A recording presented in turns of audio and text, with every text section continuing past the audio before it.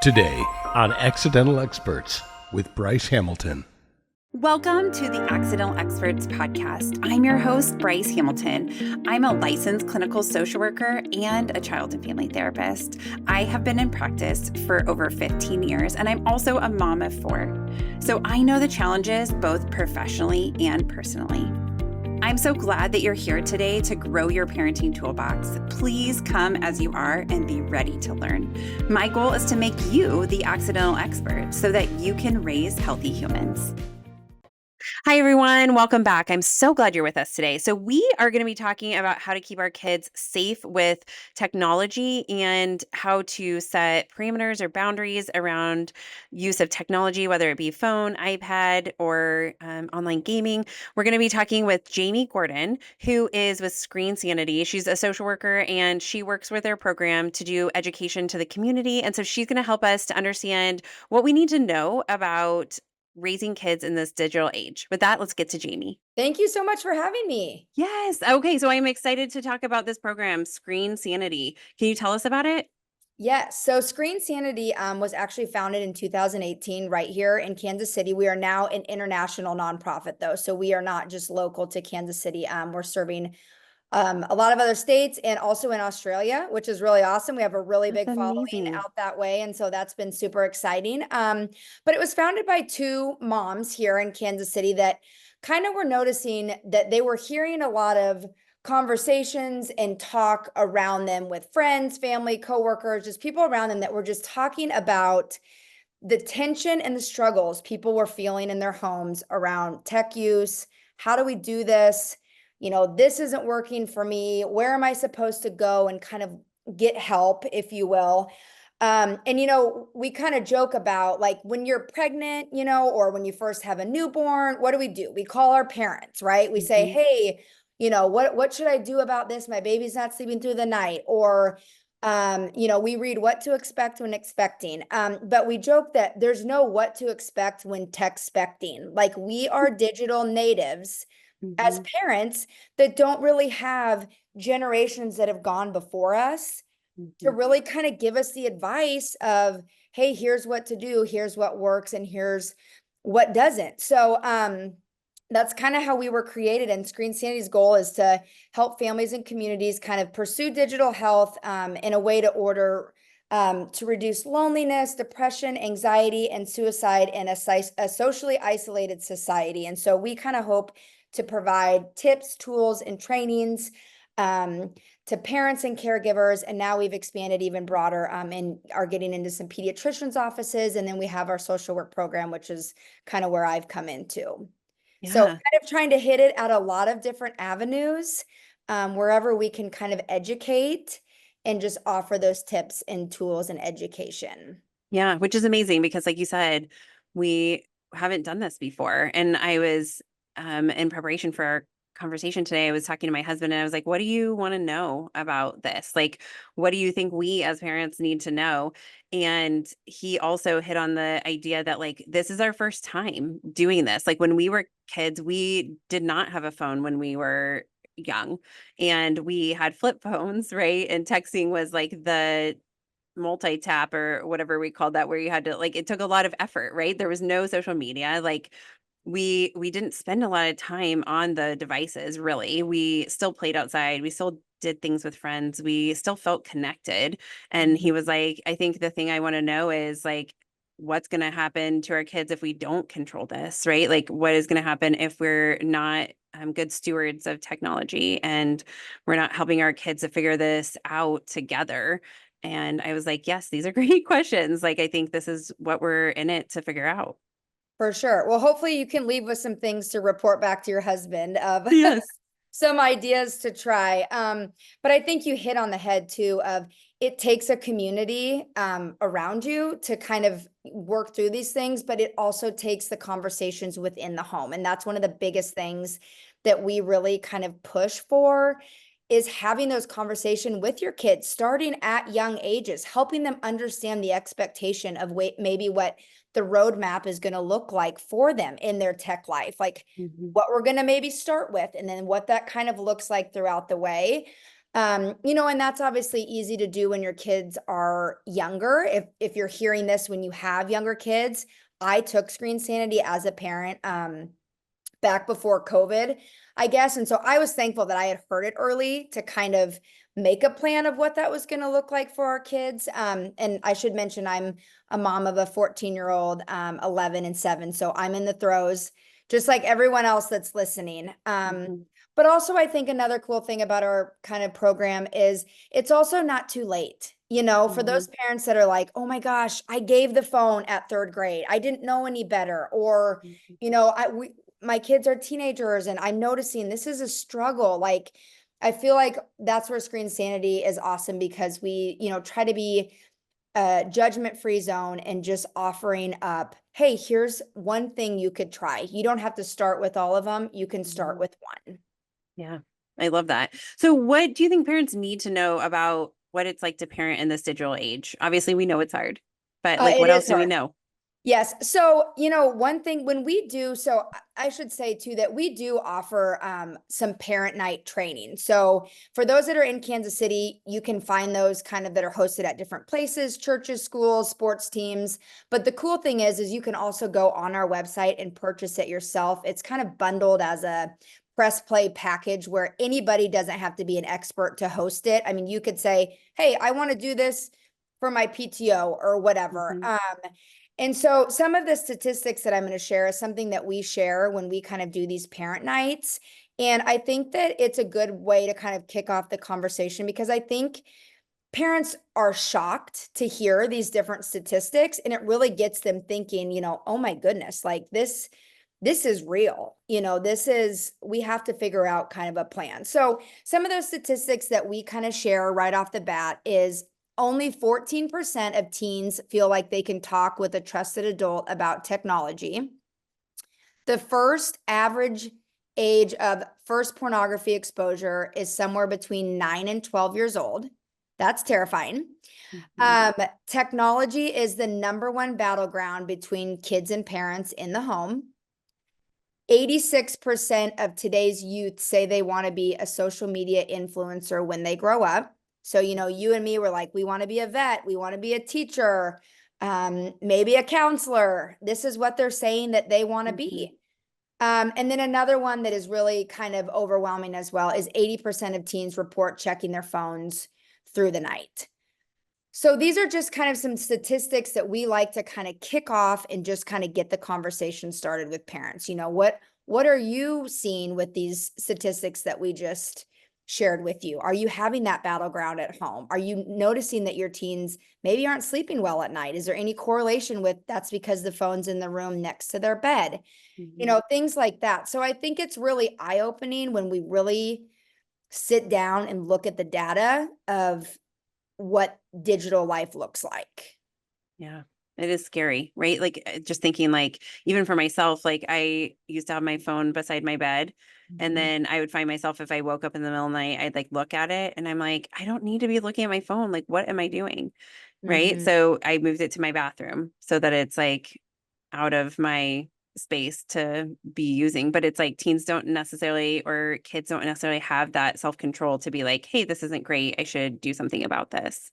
Well, and like you're saying, I mean, if we have trouble as adults with the self-control, how can we expect kiddos whose frontal lobe isn't, fully developed to be able to make those kinds of decisions? And we know, as clinicians that sleep is such an important protective factor in other mental health that we see, right? Good sleep helps protect against anxiety, depression, those things. And so that's a big question that we are encouraging people to ask is having them look into, asking your kiddo like, hey, are you getting notifications through the night? Are you responding to those? Because we may not even think to ask those questions. And then we might put it together. Well, my gosh, that's why you're crabby every morning because you hardly slept last night. And we, another kind of other side of the coin is we have done a blog post about a young girl that had been sleeping with her phone in her room, and her parents had kind of noticed that it was going on and, that she was maybe not sleeping well. And so one night they kind of said, hey, we're going to take your phone tonight and we're just going to charge it down here and let's just see kind of how that goes. Well, this young girl just burst into tears and said, "You don't understand, Mom. Like, you cannot take my phone away.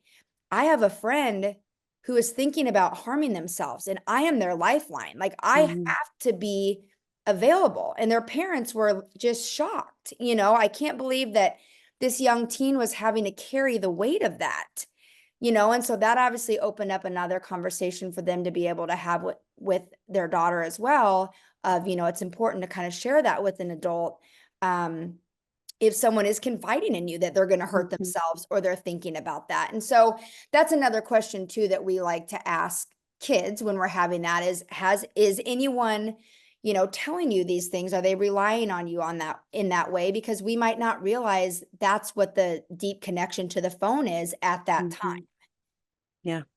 Yeah, there's a lot of things that teens say, and kids around the phone as to why they need it with them, but that would be really hard to feel like you're, like, abandoning a friend in a Mhm. time of need and figuring that out, and that's something that, like, grown-ups could help step in to help you Mhm. manage, but that would be hard as a teenager. It'd be hard as a grown-up, right, to have a friend that's in Exactly. that position, but then to have a teenager who is in that position with a friend, for sure.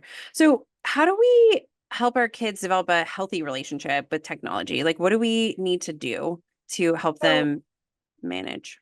yeah, so we have kind of an acronym that we use at Screen Sanity. It's called START. So START. So I'll kind of walk through what each of those things kind of stand for. The S stands with start with yourself. This is really important. We're us as the adults in their life. We have to start with ourselves. We have to look at what is our relationship with technology, right? Because Mhm, our kids are watching everything that we're doing from a young age, right? So if they notice that mom and dad are always on their phone and kind of disconnected, that's on us, right? We're missing out on that time of that meaningful connection and that face-to-face connection. So, another thing we talk about with parents a lot too is, as a parent, there's a lot that we can do on our phone that's awesome, right? Like we can order groceries and I can sign you up for soccer and we can do all these amazing things. So it's not a bad thing. But one little tip that we share is, sometimes if you can navigate what you're doing on the phone as you're doing it, that also lets the child know, I'm not just fubbing you, is what we call it when you snub someone with your phone. mhm, I'm ordering groceries. So, you know what? Hey, buddy, I just need to finish ordering these groceries for our family on our phone. As soon as I'm done, I'll put it down and I would love to see the drawing that you just made. And mhm, also saying it out loud like that, it lets the kiddo know, one, what you're doing, right? And then two, it also holds you accountable of, well, I just said I was going to put the phone down when I was done doing this. So I need to mhm, make sure that I'm, like doing that and then going and doing what I said I was going to do too. mhm, So really kind of looking at yourself first. The T stands for tables and bedtime. This is a big tip that we give to, and honestly, one of my favorite. Like, if you can start anywhere, can you find one place that can be device free in your house?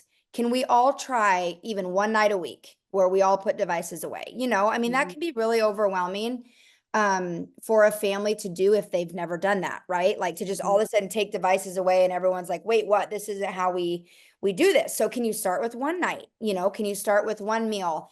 And it doesn't even have to be like an organic home cooked meal, because we also know that's not always realistic. We're running around in our car. Can that just be Chick-fil-A in the car, the two of us, but we're mhm, not on our device? Just mhm, finding a way to kind of have that connection. Um, so starting with tables and then bedtime again, is there any way we can get those devices out of your bedroom?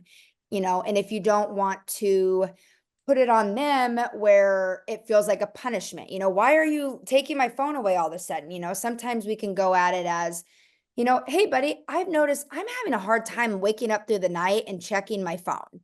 What would you think if we tried as a family one night where we all just put our devices in a certain place to charge it?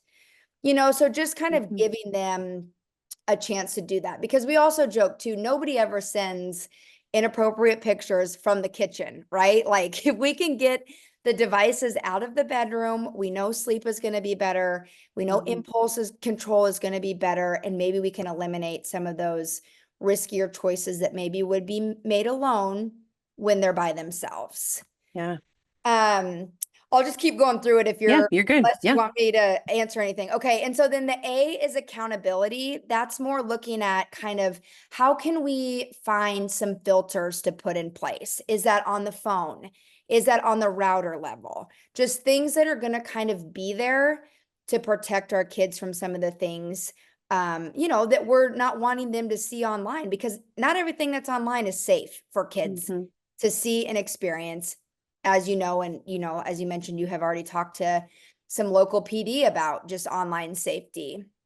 So just finding those kinds of things. And also on our website, we have all of that listed on screensanity.org. If you want to look at places that are free, that you can download filters on a wireless router level, on a VPN. I mean, it takes a little bit of step by step, but it breaks down how to do that. If Mhm. that's something, because I do think sometimes parents are like, well, I don't know how to do that, and I'm Mhm. like, well, I don't either. So it's at least all there and kind of laid out for you. So that's a great Mhm. place to look too. And then this is kind of our overarching idea of our program, is looking at technology from a ride, practice, drive standpoint. So the same way with driver's ed, when our kids are 16, we don't just say, here's the key to the car, go ahead and take Highway 69 and just good luck, right? Like Mhm. it's a process. So they start out as younger kids watching mom and dad drive in the car, right? Like my 7-year-old will say, Mom, it's green, and I'm like, okay, thank you. They're paying attention, they're observing. Mhm. Then they kind of go into that age where have their learner's permit, right?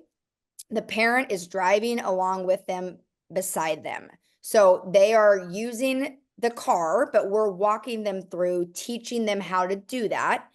And then at 16, okay, they've had all the experience leading up to that, and then they're ready to drive on their own. And so we kind of look at technology in that way too, not meaning the ages, but just meaning steps of, Mhm.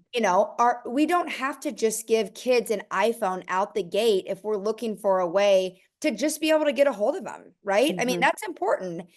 Some parents work and their kids are home alone after school. Of course, they need to get a hold of them, and that's okay. But we want people to also know that there are other options, that it's not just, we don't have to just give the phone out the gate. We can start with an iPad, we can start with a watch, we can start with a dumbed down phone, all these different things Mhm. that are out there that people don't always think about. And that is also all on our website as well. We have kind of I think it's called My Comparison First Phone Chart, and it really breaks down kind of each product, what it has, Mhm. and then, help you pick what would maybe be a good place for your family to start. And again, it's not a one size fits all. Sure. Every family is different, their needs are different, their expenses are different, and that's why we just want to give options for people to be able to kind of make the best decision for their family.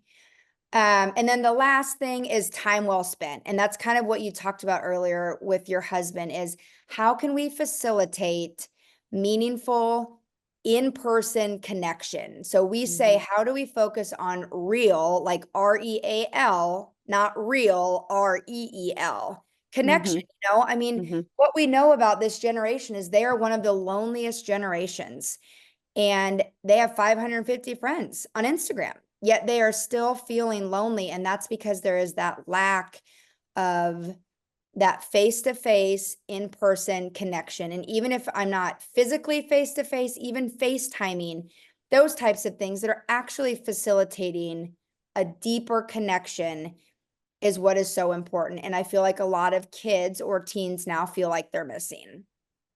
Yeah. Well, and I was thinking about when you talked about the parent setting a model, and I think that's hard. It's hard to be a model for our kids because a lot of what we know is good for them, we're not necessarily doing for ourselves, right? Mhm. It's hard to model the things because it is hard to break away from the phone. What advice do you have for parents? Like I get that you're tell the kid what you're doing, but maybe you aren't just ordering groceries. Maybe you are scrolling online and it's hard to put that down, or you feel like you're going to miss an email or you're going to miss Mhm. a notification. I think we can be guilty of those things too. What advice do you have for that? You know, one thing that we talk about too is if parents have a watch, Mhm. like in conjunction with their phone, sometimes, because I'm the same way. Like, I'm like, what if, my parents are calling me and they really need something and I need to be accessible or whatever. And so, if you even can think about having kind of a smartwatch as like a filter so that Mhm. I'm going to get the notification on here if I have a text or a missed call or the things that are notifications from real people, right? Not just, oh, you need to come back and try to pass this level on Tetris or, the Mhm. random like notifications that you get. And so when you have that, it does feel easier to be like, okay, I can set my phone down and walk away and still feel like I can be reached, in the Mhm. case of something that we really need to be able to get a hold of, the other thing that we like to encourage people to think about too is just like their phone use in general. If you can kind of think about it in three like little buckets. So create, connect, and consume. So create is like the apps that, get our brains thinking, maybe our kids are like building a world in Minecraft or Roblox, or we're designing something on a pair of Nike shoes or something. You're designing them, right? Mhm. Like we're using our brain in that sort of way. Connect is any sort of way that we are connecting with people. Are we text messaging? Are we emailing? Are we FaceTiming? Things that are really, kind of facilitating connection between another person.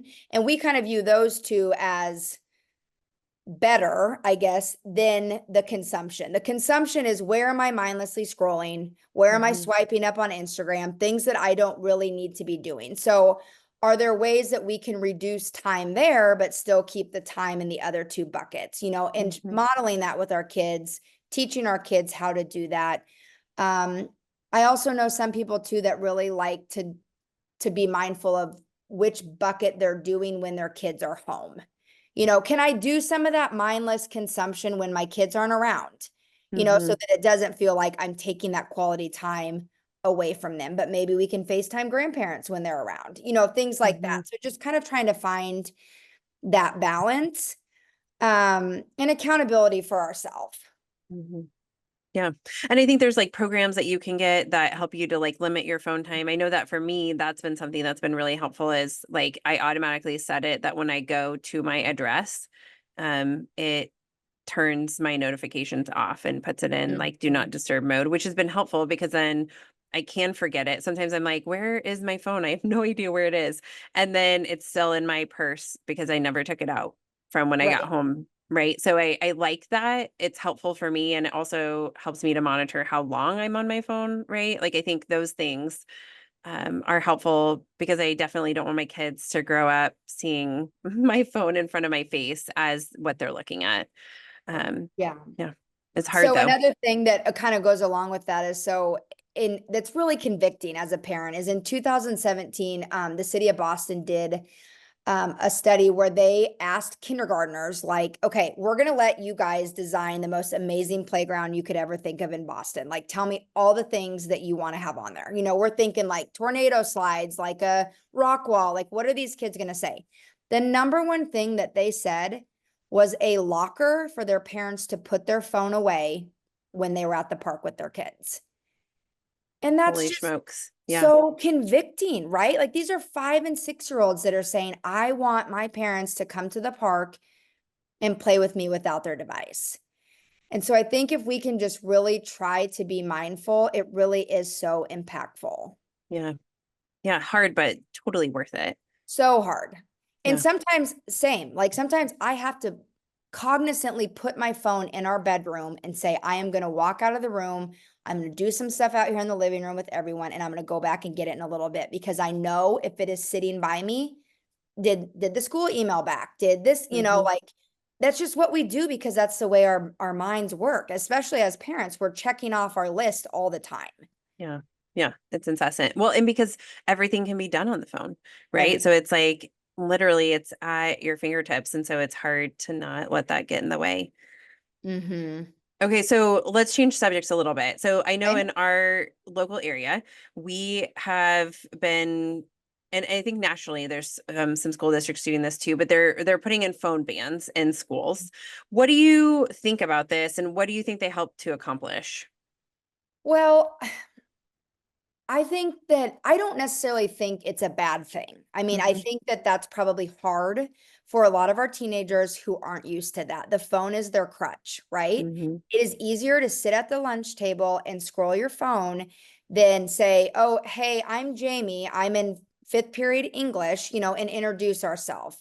But I think what we're noticing, and the schools in general are noticing that kids these days don't have the social skills that we did because they don't have to, mhm, right? They don't have to do that. And so I think parents have become, and us as parents too, have become used to being able to get a hold of anybody whenever we want to, right? mhm, So when you take that away, it's like, oh my gosh, well, what if I need to do this? But at the same time, what did we do? Like, we went mhm, to the office and we used the office phone and called home. You know what I mean? mhm, So we have to keep in mind that there still are ways to get a hold of our parents or our kid if we really need to. I also think thinking about it, starting just one place too, like if schools aren't ready to just say, well, we're going to ban phones, or they get a ton of pushback from parents or whatnot, can we say lunch? Can we say, mhm, hey, we're going to do no phones at lunch? And that gives students an opportunity to kind of make those meaningful connections that they're lacking. Or, I know some high schools here, they put their phone in like a bucket when they walk into class. If they need it, they can go grab it, but it's in there until they leave class. mhm. So I definitely think I'm not an expert on, how that would go. My personal opinion is I don't think it's a bad thing, because I do think that we are seeing students rely on it so heavily. And then the other thing is just looking at screen time in general, like the amount of Mhm, time our kids are on screens at school, because they have to be on the Chromebook. Younger kids are on iPads. That's the curriculum. They have to do that. Well, if they're doing that for 8 hours a day, and then they're coming home and they're on their phones and they're playing video games, I mean, we're talking about 10, 12 hours of mhm. screen time, which Yeah, is a lot, yeah. and we're seeing younger kids even in the school system here. I know we did a big training for a large school district here for all of their school counselors. And they were talking about how emotionally dysregulated they feel like kids are these days, and Mhm, looking at what is the correlation between, have we been on this app too long in math? Not mhm. all kids can handle the same amount. And so then transitioning off that, we're seeing the meltdowns, we're seeing the dysregulation. Um, so I think looking at it kind of in a whole perspective makes it more helpful to think about it in that way. Yeah. Well, and I am definitely not an expert on the phone bans either, but I do think that having space from our phones is good. Mm-hmm. Right. I think regardless of where it is, and we don't necessarily, I know teenagers will say to me, like, my teacher said, get out your phones and do blah, blah, blah. I don't know how recently that was, maybe last school year or the year before, but I do know it happens. But I think, we do have ways to do it without that. Technology doesn't have to be integrated into every single facet of education. And I think I hear teachers saying that they would like to go back to like the old fashioned way, right? Like maybe not completely. There's some nice parts about being able to turn things in virtually, et cetera. But there is a part of like printing something on a piece of paper and having people do math problems on the paper that is more helpful than maybe having them do them on a computer. So I Mm-hmm. think Absolutely. there's yeah, I think it's hard because we are all on technology a lot. I think actually my kids are on technology more than I am. Mm-hmm. And I often feel like I wish I could just throw my phone away, which I mean like because it's just like so bothersome sometimes, like the alerts and things, and I find myself turning off the notifications. Like I don't care what the deal is at Target. I don't care, right? Like I don't want the notification for that because it's distracting me from what I was doing. And so I think teens too, having a hard time not responding or not looking on Snapchat, not being on TikTok, like it's hard to manage those things. So if they have it in their hand, you can't really control what they're doing necessarily during that time. So I certainly Right. appreciate that. For sure. And with the band, like you said, everybody's in the same boat then. So kids can't say, well, I don't want to miss out on Johnny's snap from whatever. Hmm. Johnny doesn't have his phone to snap. So like, that also eliminates that piece of kids feeling like they're missing out too, because it's universal and kind of across the board. Yeah, yeah, for sure. Okay, so we're going to change subjects again, but let's talk about sexting, right? I think, this is something that I think parents would like to think that their kids will not participate in. And yet, as a therapist, I know that that's not true. And the statistics, right? Like maybe not every kid is, but the amount of opportunity that they are exposed to take up that opportunity, right? Like to engage in that is pretty high. So can you talk to us about like what do parents need to know about their kids sexing and how to keep them safe in that way? Well, I think you hit the nail on the head too, right there, of we can't be naive and think it isn't happening. It's so great if it's not happening, but we have to assume that it is, right, as parents. And right there, I think the biggest thing we can be doing that is that conversation piece. Sharing that statistic earlier where only 14% feel like they've had a meaningful conversation about technology with a trusted adult. I mean, that's not very big. That's No. us as adults, trusted adults, whether we're parents, caregivers, therapists, whatever our roles are, having those hard and probably awkward conversations about the reality of what these things entail and also the damages that can come from it. Educating them about, if you make the choice to send a picture of yourself, that can go to anybody, right? That can be anywhere. There's a risk that that's sent out to everybody at your school, really kind of explaining to them the danger of it. Also, the danger of having pictures of minors not clothed, right? Like that's illegal. Yeah. And so if you get brought into that and that's on your phone, like we're not only looking at mom and dad grounding you, we're looking at bigger issues, and so I like to kind of educate around that as well. And also just kind of like teaching them and equipping them on how to respond if they are put in that situation. So we had an example where I don't remember how old they were, but I think a boy had texted a girl for like a nude photo and she sent back a picture of Barbie. So it's like just helping them navigate those situations. What is kind of a lighthearted response that I could just give back? Or if you're wanting to be more firm, then obviously, given the situation, give a firm response. But they don't know how to handle those situations if we don't equip them for that. It's just like they don't know how to do laundry. They don't know how to boil water. I mean, these are things that we teach our kids as parents.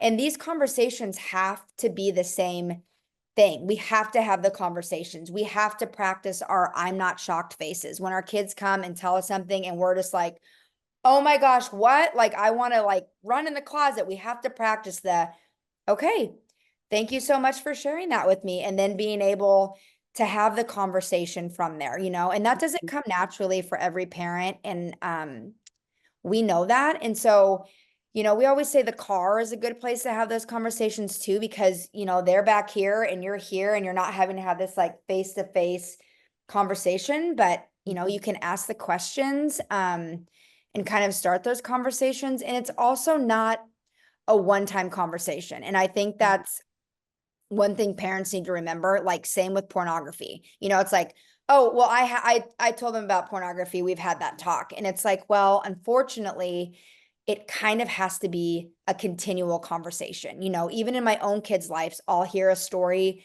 from a friend that will share something that happened. And then I'm like, okay, that reminds me, I got to go back and like bring this up again to my kids, in age appropriate ways, depending on, what their age is and how much you want to tell them. And it can be as simple with young kids of, if you ever see anyone without their clothes on, you need to come and tell an adult as soon as you can.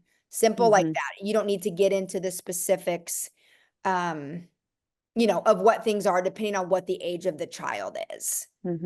So how would you talk to like your middle schooler about sexting, right? Like, or pornography? Like, how do we open that conversation? Because I think a lot of parents feel uncomfortable just like even bringing those things up.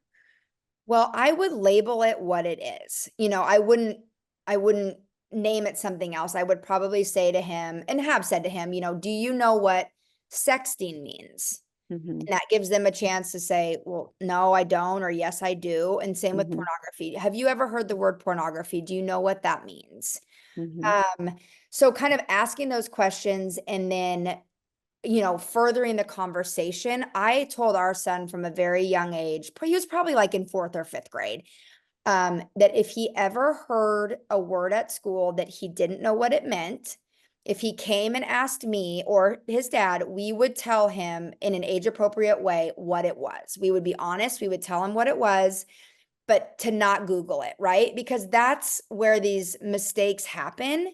Mm-hmm. But if kids don't feel like they can go to their adult to ask the question, or that's never been said, hey, the door is open, come to me if you hear that, that's where they're going to turn, right? It's like, and that's where they're more at risk to see something that is going to be harmful and impact, the way their brain registers what they see. We also love, I don't know if you know the book, Good Pictures, Bad Pictures.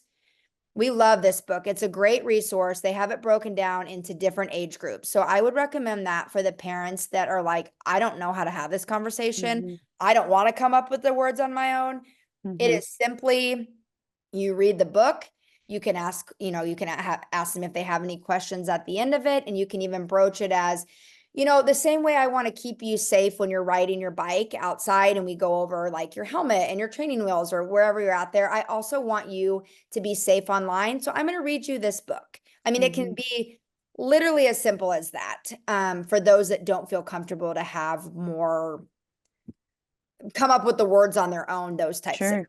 things. Yeah.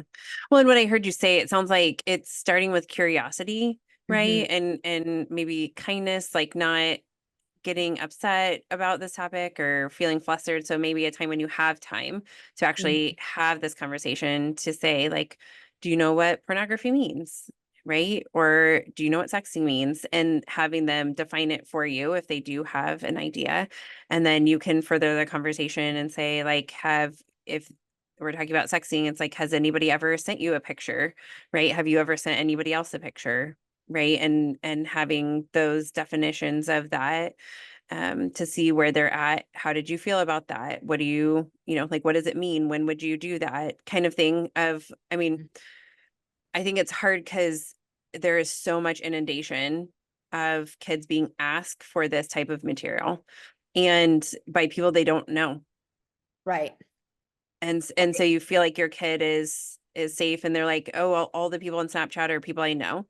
But if you get the real download, most of the time it's like, I know this person through somebody, right? Like it's somebody else. I know somebody who knows them is basically the story, but I don't know them. They don't go to my school. They go to a different district, whatever it is. And that's not necessarily bad to have connections with people outside of your school district, but it's just in what way, right? How are you connected and what is the purpose of that connection and intention, right? Because I think it's easier for somebody who doesn't know you and isn't going to see you every day at school to ask you for pornographic, materials, but then kids at your same school will potentially do that as well. So it definitely is happening. Yeah, I agree. And, you can break it down even as simple as, I tell my kids too, I'm obviously a little more probably stricter on like the online gaming and who they're interacting with if they don't know them. And I relate it to like the doorbell. Like if somebody rang the doorbell and you looked outside and you didn't know who it was, would you open the door and let them in our house? And their answer is, well, no, that's a stranger. And Mhm. it's the same thing in the online world, right? If that's not John from school that you are friends with, we're not going to play game. I mean, I'm using this as an example of gaming, but we're not going to play games with someone that we don't know. We're going to play games with people that we know from school because that's going to hopefully eliminate some of, the option of something like that happening where then they start asking for pictures and they've gotten themselves in a situation. That they don't know how to get out of. And unfortunately, we're hearing that, right? In the news, we're hearing these sextortion cases coming up a lot with boys that they don't know where to turn. And so that's another important piece, I think, to add into the conversation with your older kids is, hey, if you ever get in a situation where you have made a mistake where you did send something and you're now worried about what's happening with it, you need to come to me, or an adult, and we will help you through that because it's when Yeah. they feel they don't have an option. Yes. Of course, Yeah. we don't want our kids to do that, right? But we also want to take that shame piece out of it. And hey, we all make mistakes. If you ever find yourself in a situation where you regret something you've done online, please come and we will help you through that situation. Yeah, You know, you have an absolutely. option. Yeah. Well, because there are kids who have killed themselves over this, Right. right? Like, I mean, I That's what I think mean. that's obviously the worst outcome when it's like, okay, in reality, it's just a picture, right? Mhm. Like, obviously not something we wanted our kids to share, but it's just a picture, right? Like, Right. and in the teen world, what I know as a therapist is generally something else happens, right? Like right now it's the news, right? It's the tea, as they say, right? Like Mhm. it's what's happening, but then something else is going to happen that's going to take the limelight from that. And so thankfully it doesn't last forever, but in those moments that teenager especially is going to feel like this is literally the end of their life. Like there's no way to come back from this. But as we know of people who've made plenty of mistakes, at least me personally, we can get through it. We can get to the other side and it can be okay. Okay, so talk to me about pornography, because I think this is one of the things, like parents don't want to think that their kids are sexing, but they certainly do not want to imagine that their kids are looking at pornography online. Yep, absolutely. So we always say it's not a matter of if my child sees porn, but when my child sees porn. I mean, the odds of them being exposed, whether they are seeking it out or it's just an accident, I mean, it's going to happen to all of us. And that's again why these conversations are so important to be having with them even early on, so that they are prepared to know what to do if they are to come across something that is pornographic. I do want to share a couple statistics because again, I think it really opens the eyes for parents as well. Porn actually makes up 25% of all search engine searches. Wow. Porn is listed as the fourth reason why people get online. 1 in 3 porn videos depict violence, generally against a woman. And then Common Sense Media says that 41% of teens have reported seeing online porn during the school day. So it's out there. And I think if you understand the way the pornography world works, their goal is to expose and get people hooked to it, right? Like it is Mhm. a battle that we have to fight. I mean, things are intentionally done to have these mistakes happen. So if you go to whitehouse.com instead of whitehouse.org, you're on a porn site. Mhm. So if your kids are doing an innocent research and they type in the wrong thing, that's where they're sent to.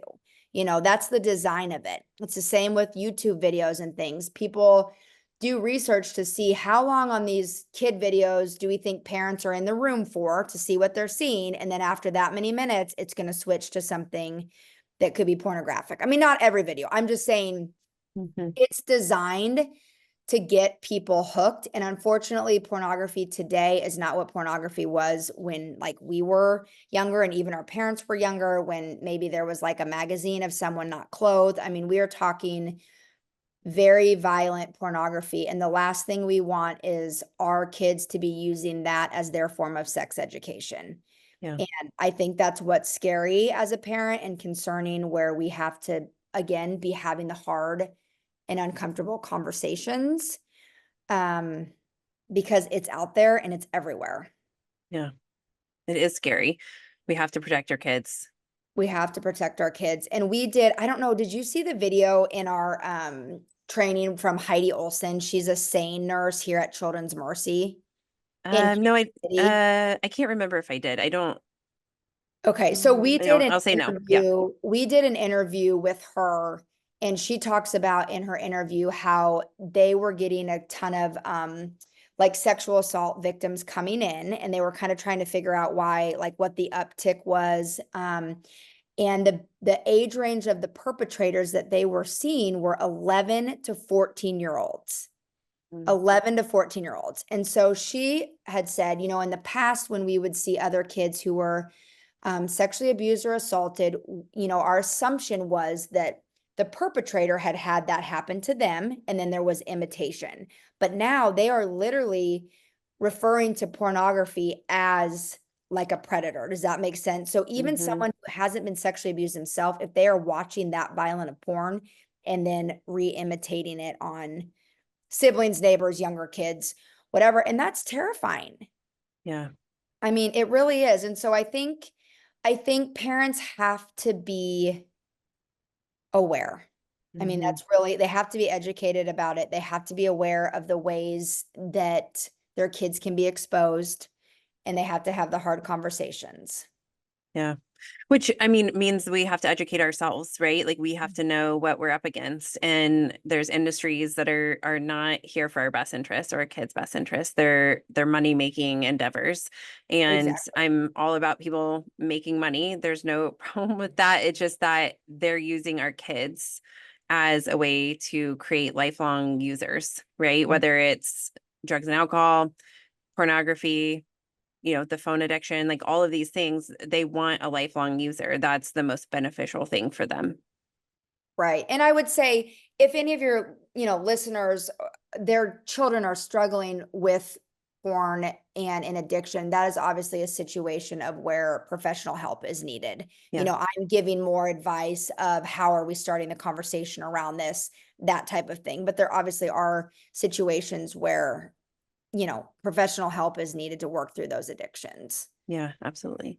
And I think even phones, I mean, like, I think that part of like separating from your phone can create so much anxiety that kids won't do that. And so therapists can help parents to coach them and the kid through exposure of separating yourself from that to navigate through how to be separate. And a lot of times I have teenagers sometimes who get in trouble and then their parents will take their phone from them and they'll tell me how much better they feel. They're Mhm. like, I feel so much better. Like, I actually don't really miss my phone. Or teenagers who say, like, I want my parent to say I can't have my phone until I finish my homework. And I'm like, seriously? Like, you want them to take that away? And they're like, yes, like I want it to be away from me. It's such a distraction. And I don't know that everybody outrightly feels that way, but it is a distraction, even for me as a grown up, right? Mm. Like all of the things that it keeps me from getting the thing done that I'm trying to attend to, or to just be in person with somebody, right? Face to face and Right. having that enjoyable interaction with somebody to get to know them or do something fun with them. So I do think that teenagers do want these boundaries. They just don't know how to put them in place themselves. And we have to step up to be that person to enforce, you know, expectations and boundaries around it. And sometimes it's slowly, right? If you're already in it, then pulling back is maybe a slow process. But if you haven't started, then maybe it's really deciding for your family, like what's important? What do you really want this to look like? How do we slowly introduce this to become good stewards or consumers of this type of product, this technology? Yeah, absolutely. And I think we know that kids thrive with boundaries and structure, just in general and predictability. And so sometimes as parents, we're not always there to like be rainbows and unicorns and everything with them. I Yeah. mean, they might not like it sometimes, but that's our job sometimes, right? Is to Yeah. protect them and kind of start enforcing things. And like you said, most of the experiences that we hear about are positive. I mean, even with the mealtime, they might throw a fit the first two meals, but by meal 4 and 5, they're the ones saying, "Hey, mom, remember, we're not doing phones." Hmm. I mean, my kids will do that now. Like if I'm cooking dinner and my younger two are maybe on an iPad or something while I'm doing it and we're sitting down to start eating, I will see another sibling say, "Hey, no iPads at dinner." And so it Yeah, I love becomes a it. thing, Hmm. and then Hmm. and that you get the opportunity for those conversations where, we have everyone go around and say, what was a good part of your day and a bad part of your day? I mean, it can be that simple, Yeah. but it gets conversation going and we get a chance to hear about their world and they get a chance to hear about ours too. Yeah. Yeah. It's connection, right? It's undoing this Action. loneliness, right? Which is really the biggest pandemic, right, that we're facing right now is loneliness. And I think the face-to-face time with your parents, with your siblings, with your friends, those are the things that undo that loneliness.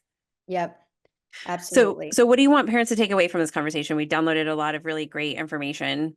Yeah, I mean, I think the takeaway is, can you just pick one place to start? If you're already in the throes, can you pick one place to think about and maybe make a change? Is that picking a place that's a device-free area in your house or your car? And this is something that you can include your kids in. Hey, where would be a good place for us to try this, right? Like it gives Mhm. them a say in it as well? Or is it starting the conversations? Is it, oh my gosh, I haven't had any of these conversations with my kids. Let's just start with a conversation. Let's pick a place. Let's just pick somewhere to kind of really look at what our family digital life looks like and where there's maybe a little wiggle room for change. I don't think anyone should go out there and just implement all these changes at one time, because we also know that that's not sustainable probably, and not going to be as likely to last, whereas we can just pick one place. Let's start there. And I don't know, have you read the book, The Anxious Generation? Yes. Okay. Fantastic book. Yeah. Love it. Highly recommend it. But just a little blurb from it that I think I have been trying to think about more as a parent that's easy to think about is, the author talks about how we are overprotecting in the physical world and underprotecting in the online world. So where can we give our kids a little more freedom in the real world, and where can we protect a little bit more in the online world? Just kind of, that feels simple in my mind. Like to think about it that way, to be like, okay, you know what? My son is in 8th grade, and if he wants to ride his bike around the neighborhood with friends unsupervised, that's okay. But then where are we supervising in his online world? You know what I'm saying?